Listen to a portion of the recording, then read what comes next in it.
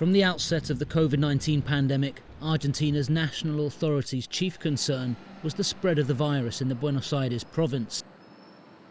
Home to over 16 million people, the country's most populous province faced an urgent challenge after Argentina registered its first case of the virus in March 2020. Nosotros teníamos en el sistema público, en territorio bonaerense, 883 camas de terapia intensiva. El 1 de junio hubiese colapsado absolutamente el sistema. Y quiero explicar, no colapsar el sistema para que no entren pacientes COVID, para que no entre nadie que necesite una cama de terapia intensiva. Nada entraba y eso hubiese generado una sobremortalidad enorme.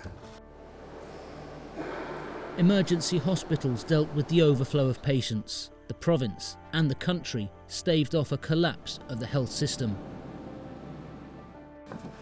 The number of infections began to drop in October, but as the province health minister Daniel Gojan told America's Now in December, authorities are bracing themselves for a second wave of infections. Nosotros estamos previendo un rebrote para la época invernal, es decir, en nuestro marzo-abril empezará nuevamente un rebrote, por lo cual durante este tiempo tenemos que aprovechar para bajar lo máximo que se pueda la circulación viral. Nosotros tendremos quizá la posibilidad de contar con una vacuna que sí va a bajar mucho la circulación viral, pero todavía no conocemos exactamente los tiempos en que vamos a tener en forma masiva ese recurso. Well, since that recent interview, the number of infections in Argentina has begun to increase, and the debate is whether or not this is the start of Argentina's second wave of infections.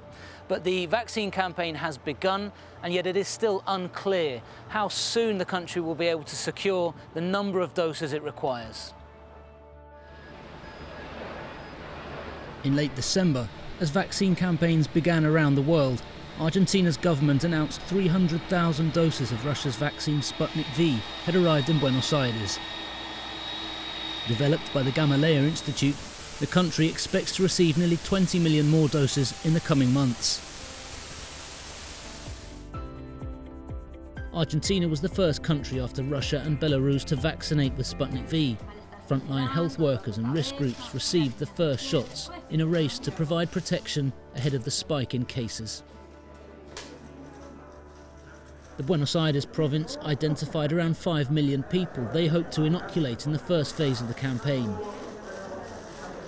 Podríamos llegar a vacunar los 5 millones y pico de personas si nos dan las vacunas mediados de enero o fines de enero, antes del inicio del ciclo escolar. The hope remains that children can return to school in the coming weeks, that the country can return to a semblance of the life that once was as soon as possible. But Argentina and South America watched on as Europe entered strict lockdowns in the first weeks of 2021 amid outbreaks of a new strain of the coronavirus. And the urgency of vaccinating as many people as possible became all the more acute. And for countries like Argentina, the central problem is securing enough vaccines. In a major development for Latin America, last August, Argentina and Mexico signed an agreement with AstraZeneca and Oxford University. As one of the few countries in Latin America with vaccine production capacity, Argentina is set to produce between 150 and 250 million doses of the vaccine for the region, with the exception of Brazil, which has its own separate agreement. The company based outside Buenos Aires, Max Science, will produce the vaccine. Mexico will then package and distribute the doses across the region. Este acuerdo lo que le permite a Latinoamérica y Argentina particularmente es poder acceder entre 6 y 12 meses antes a la vacuna, tiempo en el que no hubiéramos podido haber accedido si no hubiéramos podido desarrollar este acuerdo. This project to develop the AstraZeneca vaccine for Latin America is partly financed by the foundation belonging to Carlos Slim, one of the world's wealthiest men. At roughly $4 a dose, this vaccine is intended to be affordable and accessible. Acaban de darme la segunda esta aplicación, la última. The Argentine Pablo Berra was one of the volunteers for the crucial Phase 3 clinical trials to establish the vaccine's effectiveness. supongo que, por un lado, pues, que el principal motivo es esto, lo que estamos viviendo en todo el mundo. Supongo que se sabe que la única llave para salir de este virus es la vacuna. Y para tener la vacuna se necesitan voluntarios, así que supongo que ha sido como un pequeño granito de arena, ¿no? Como para ayudar a cortar, como bien decías, estos tiempos y que esto se termine pronto. Back in Argentina, Florencia Di Giovanni works in administration at the University of Lanús in the Buenos Aires province. Llamó mucho la atención fue de Bisotti, que estaba explicando en uno de los canales de cable que la Argentina, al no tener la posibilidad de pagar la cantidad de vacunas como hacen Estados Unidos y otras potencias, que habían establecido diferentes convenios y uno era el de transferencia de tecnología, que es lo que hizo con Oxford, y la otra era por ahí probar vacunas como para tener garantizados, te pongo voluntarios, podemos conseguir la vacuna un poco más barata. Di Giovanni was one of the volunteers for clinical trials of the vaccine produced by the company Pfizer, just one of the vaccines to be tested in Argentina. Bueno, me anoté y tardaron 10 días más o menos en llamarme y me dieron turno para el mes ir al hospital, al Argerich, al Hospital Central Militar.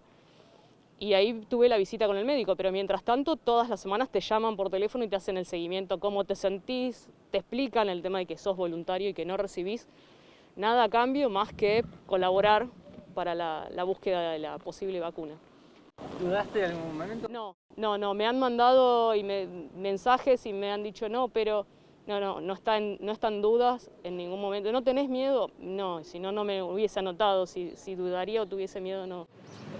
Di Giovanni was confident about taking part in phase 3 trials, but is less optimistic about there being an end to the pandemic. Creo que la normalidad que conocíamos no la vamos a tener, por lo menos por un tiempo bastante largo, prolongado de años. Nosotros acá en Argentina somos muy afectivos y muy demostrativos del abrazo y creo que no va a ser. As phase 3 trials continued around the world, nations are scrambling to reach agreements with other pharmaceutical companies. The alliance COVAX sought to assure a fair distribution to poorer countries, but some campaigning organisations like the People's Vaccine Alliance report rich countries have stockpiled vaccines.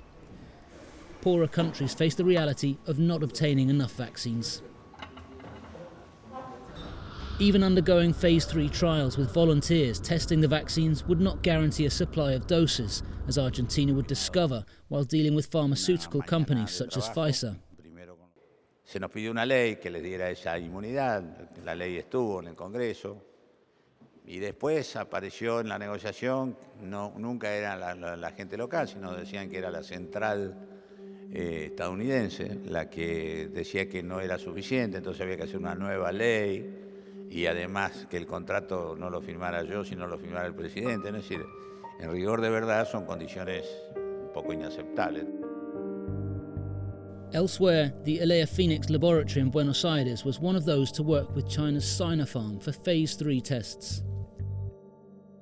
Vaccination is not the final solution. It's one of the tools that you need in order to go into the battle with this enemy.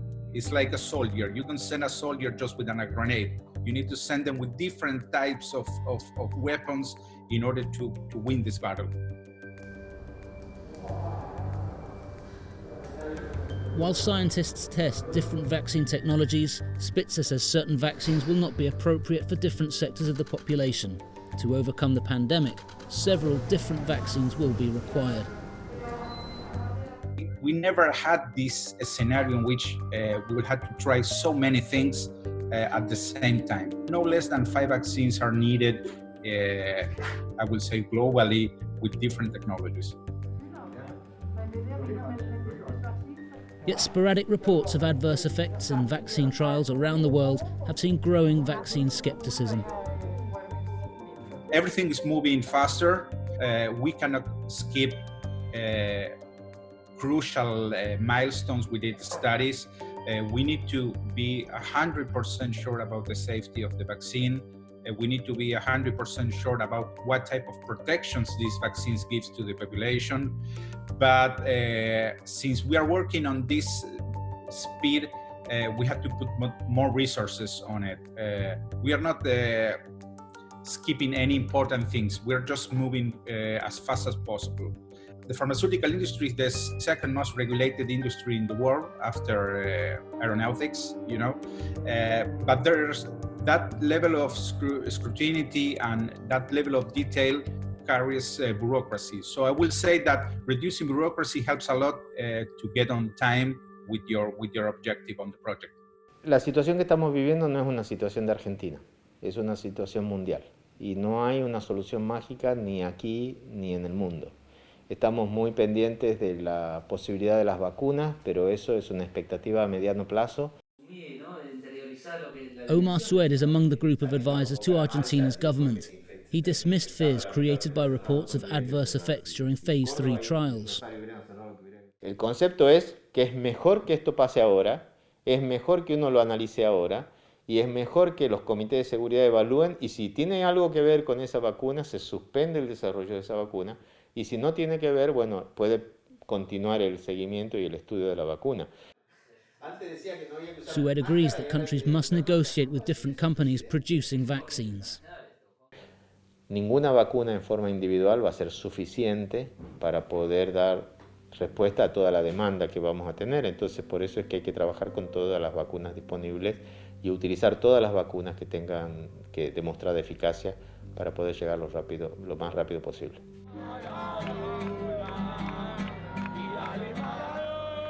While Phase 3 trials continue, while negotiations continue, infections in Argentina have started to rise once again. In November, football legend and cultural icon Diego Maradona died after heart failure. The controversial superstar, idolised by Argentines and across the world of football, had been struggling with ill health, but his passing away led to an outpouring of emotion. Over 1 million people flocked to the streets for his wake, held at the government house in the heart of Buenos Aires. Todas esas imágenes las vemos desde el punto de vista sanitario con mucha preocupación. Obviamente, uno podrá decir, era un día muy cargado de emotividad, todo se puede justificar o explicar de alguna manera, pero sanitariamente esa imagen no nos gustó porque es posible que haya generado una cantidad de contagio superior. Then in December, a historic debate in Congress saw Argentina, a Catholic country and home of the Pope, legalise abortion, with another major gathering of people awaiting the outcome of the Senate vote.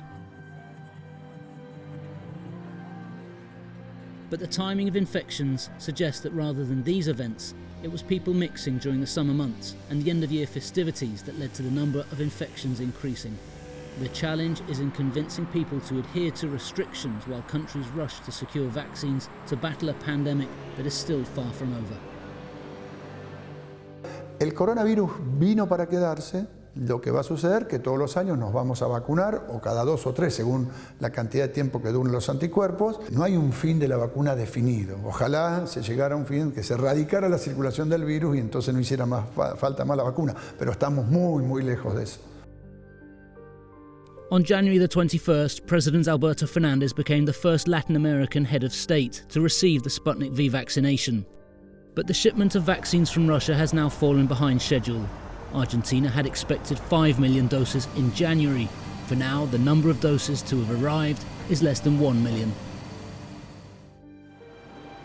By late January, Argentina had agreements in place with AstraZeneca and the World Health Organization alliance COVAX, as well as for Sputnik V. And negotiations continue with 6 other vaccines, including 3 from China, as well as Moderna, Johnson & Johnson and Pfizer. The government has announced it hopes to vaccinate 85% of its adult population in 2021. The question remains if it will be enough, and whether the vaccines will arrive in time to avoid a devastating second wave in the coming months.